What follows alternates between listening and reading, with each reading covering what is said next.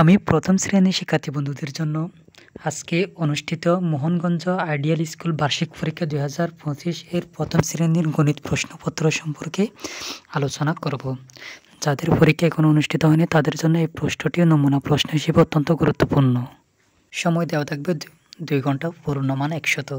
1 number কথায় লিখো 84, 100, 76, 94, 89, 99 সংখ্যাগুলো কথায় লিখতে হবে।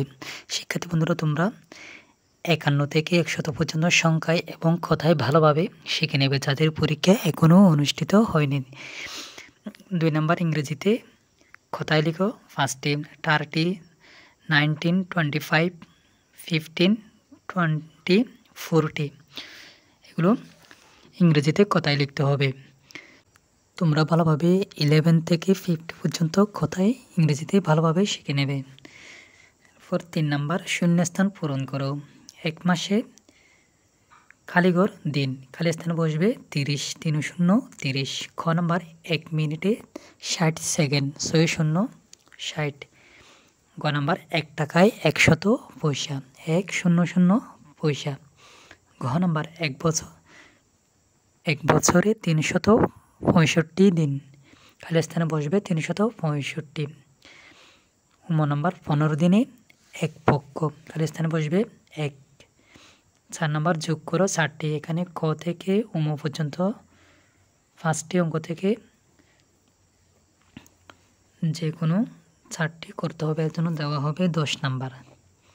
সুপ্রিয় শিক্ষার্থী বন্ধুরা, তোমাদের পাঠ্য বইয়ের দেওয়া 2 অঙ্কের যোগ বিয়োগ অঙ্কগুলো যোগ বিয়োগ গুণ ভাগের অঙ্কগুলো ভালোভাবে করে নেবে। আর সম্মানিত অভিভাবকবৃন্দ, আপনারা আপনাদের ছেলেমেয়েদেরকে এগুলো অঙ্ক এখানে দেওয়া প্রশ্নে দেওয়া অঙ্কগুলো ভালোভাবে প্র্যাকটিস করাবেন। 5 নাম্বার বিয়োগ করো 4টি। এখানে 51 থেকে 15 বিয়োগ করলে আর কত থাকে? নাম্বার 101 যোগ 29 নাম্বারে ভুল রয়েছে, 101 বিয়োগ হবে, যোগ চিহ্নটি বিয়োগ হবে, বিয়োগ 29। তাহলে এখানে দেওয়া অঙ্কগুলো ভালোভাবে করে নিতে হবে। 6 নাম্বার গুণ করো। 15কে 3 দ্বারা গুণ করতে হবে। খ নাম্বার 25কে 4 দ্বারা গুণ করতে হবে। গ নাম্বার 30কে 3 দ্বারা গুণ করতে হবে। ঘ নাম্বার 21কে 5 দ্বারা, ম নাম্বার 10কে 9 দ্বারা গুণ করতে হবে।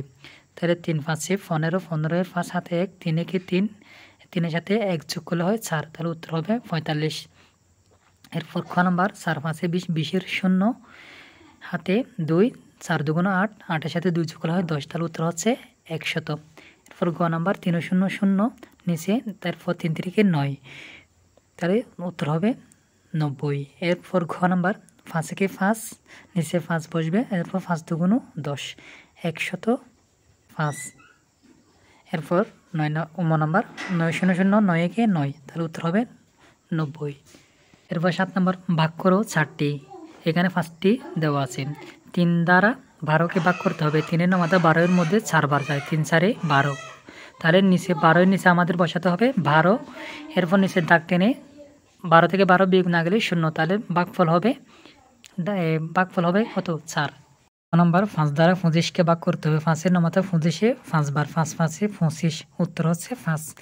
গ নাম্বার 7-এর নামাতা 63-এর মধ্যে 7 9 63, উত্তর হচ্ছে 9। ঘ নাম্বার 5 দ্বারা 45কে ভাগ করতে হবে। 5-এর নামাতা 45-এ 5 9 45, উত্তর 9।